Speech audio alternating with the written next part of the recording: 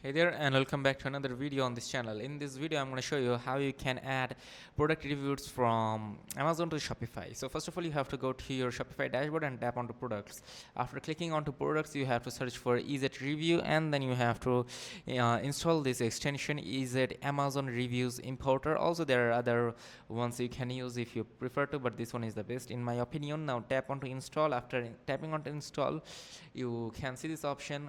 After installing the is it reviewer, you can just tap onto Amazon, like you can tap onto import for your products. For example, my product is this sunset lamp. You have to tap onto import, then you can import review from these three. For example, I'm going to go with Amazon. You have to enter the product URL. You have to head over to Amazon and copy the product URL and then enter it. You can star options like 1 2 3 4 5 stars, all stars, etc. You can reviews to choose how much reviews do you want to add. For example, this here 20, and then you have to tap onto Amazon reviews, and there we go. You can see the review is added to Shopify from Amazon very easily.